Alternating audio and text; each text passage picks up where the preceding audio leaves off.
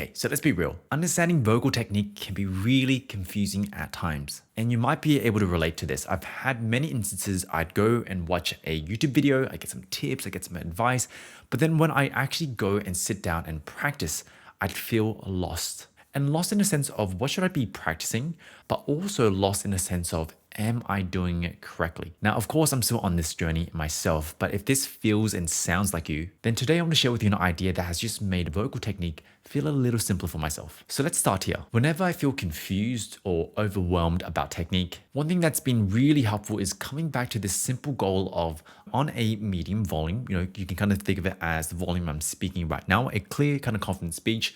Can I go up and down a scale and only change for pitch? Now, let's talk about why this is important. A huge part of vocal training or, developing your technique is learning to isolate the muscles that are involved in singing, especially the ones that allow us to change pitch. There are these muscles that stretch and thin out your vocal folds, and that's how we change pitch. Because think of it this way, when you're singing a song or when you're even doing these scales and you feel like your voice hits this kind of wall as you go up higher, or maybe you feel like you can't get into this so-called mixed voice, or maybe you're just feeling a whole bunch of strain and stress on your voice.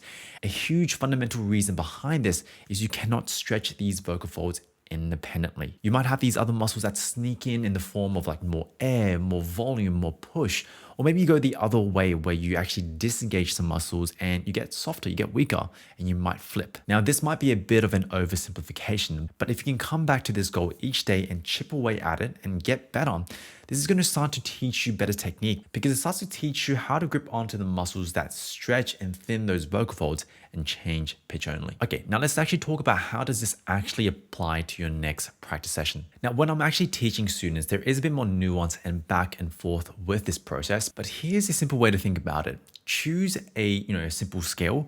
We're going to use this one, right? The octave arpeggio. This is one I use with most of my clients. Sounds a little bit like this. It's the first, the third, the fifth, and the octave of each scale. And then try to go through the scale at a medium volume like this. And you can even kind of speak through it a few times to get that kind of sense of volume.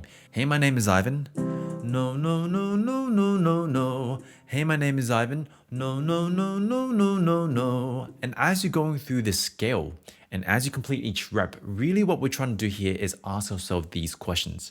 Number one, did I get to the pitch? Because if I got to the pitch, that means I'm generally kind of, engaging those muscles at least to get to that note. Number two, am I going through this with a consistent kind of volume? Something that's around a medium-ish kind of volume. Or did I have to kind of add a little bit more volume on the top note? No, no, no, no, no, no, no, and get a little bit louder, or I had to get a little bit softer.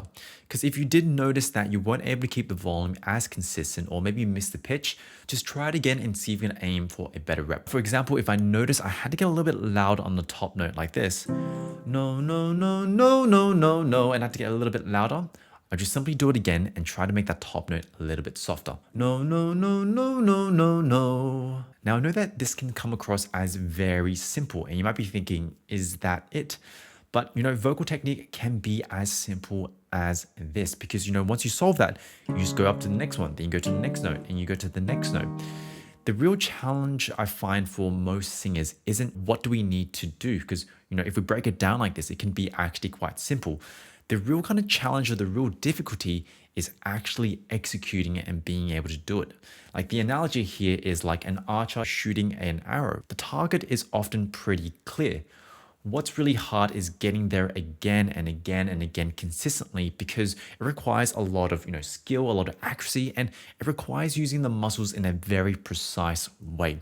And so we can bring this kind of idea back to singing. A lot of times when you're going through these scales, you notice you're going to miss a lot. Maybe you have to use a lot of volume to get to some notes, or maybe you have to cut back and you flip. Just try it again and again and aim for those better, more accurate reps. Over time, your brain will start to accept that you can just change through these pitches on a medium volume. Now, if you like this way of thinking and simplifying vocal technique, this is exactly how I work with my students one-on-one over Zoom. And so if you want some more practical help on applying this to your own singing, your own voice, I'd love to work with you over Zoom. So check out the link in the description or the bio for my one-on-one services. Take care.